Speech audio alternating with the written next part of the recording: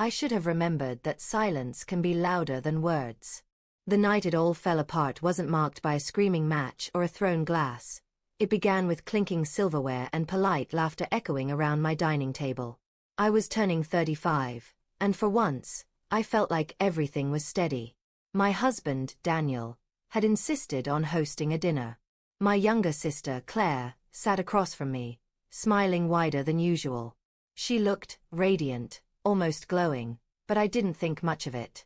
Not until she cleared her throat and said, "I have an announcement." I put down my fork, expecting something ordinary. A new job, maybe. But then she looked at Daniel before looking back at me, and my stomach sank. That glance carried weight. "I'm pregnant," she said, her hand trembling as it brushed her hair behind her ear. The table erupted with congratulations. My mother gasped, my father smiled proudly, and a few friends clapped. But my heart slowed, then stuttered. Because Daniel didn't look surprised. He didn't even fake it. He just lowered his gaze, almost shamefully, like a child caught red-handed. "Congratulations," I managed, my voice tight. Claire's eyes didn't leave me. There was something sharp in them, almost daring me to ask. Almost daring me to connect the dots. And I did. The silence between Daniel and me as everyone continued eating told me everything. My own husband, my partner of 12 years, had gotten my sister pregnant.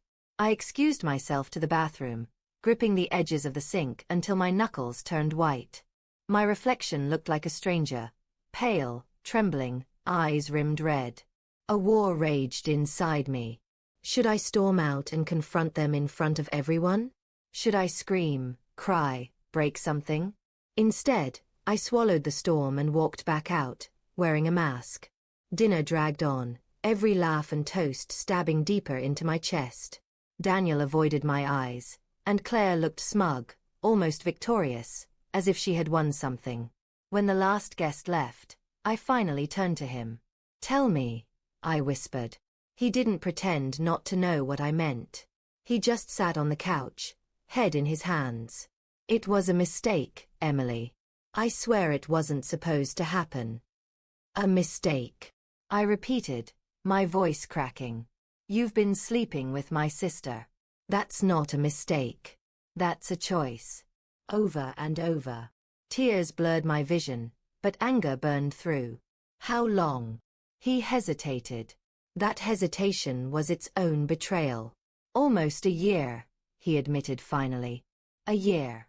A whole year of lies, of him kissing me goodbye in the morning and crawling into her bed at night. A year of me confiding in Claire about my marriage struggles, not realizing she was part of the problem. The days after felt like drowning in slow motion.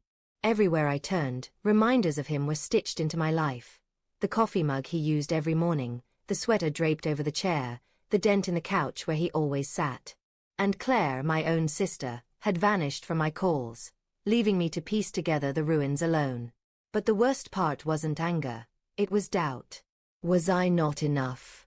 Had my marriage been a sham from the beginning? Every tender moment replayed in my head, tainted now with suspicion. My mother called one evening, her voice cautious. "Emily, you should talk to Claire. She says you're overreacting."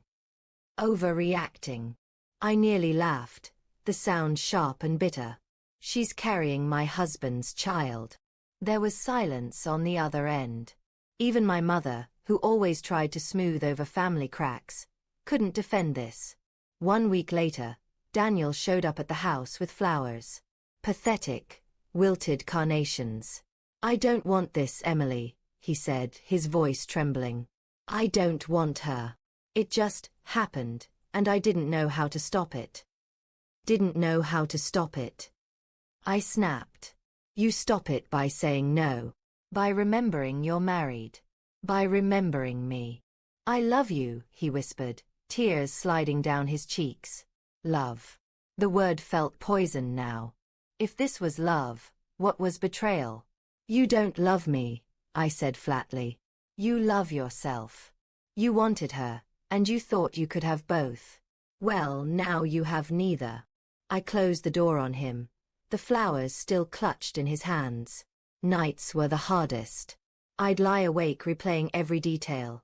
Claire's sly smile at the dinner table, Daniel's downcast eyes, the way the room spun when the truth clicked. My chest ached with questions I'd never get honest answers to. Did he love her? Did she love him? Was their baby a product of passion or just selfishness? One night, exhaustion dragged me into uneasy sleep. I dreamed of sitting at that dinner table again, only this time I stood and announced, "I'm done." In the dream, I didn't collapse. I didn't break. I walked out, strong, leaving them in stunned silence. When I woke up, I realized maybe that was my answer. Weeks turned into months. Claire never reached out, not even a hollow apology. Word spread through the family. Some sided with me, others with her. My mother begged me to be the bigger person, as if forgiveness was owed. But I wasn't ready. Maybe I never would be. The day I filed for divorce, I walked into the courthouse with shaking hands, but as I signed the papers, a strange calm settled over me. I wasn't just ending a marriage. I was reclaiming myself. The final time I saw Daniel was almost accidental. I was leaving a grocery store when I spotted him across the parking lot, holding a car seat. Claire stood beside him, her belly round with pregnancy. They looked like a family. For a moment, pain stabbed so sharply I thought I might collapse. But then I realized something. The weight was gone. The betrayal had already broken me, but surviving it had rebuilt me into something stronger. I walked past them without a word. And in that silence, I found my power. Betrayal doesn't always come with shouts or slammed doors. Sometimes it arrives at your birthday dinner, wrapped in a smile, disguised as family. It rips through you, leaves scars you'll carry forever. But scars aren't just wounds. They're proof you survived. And I did.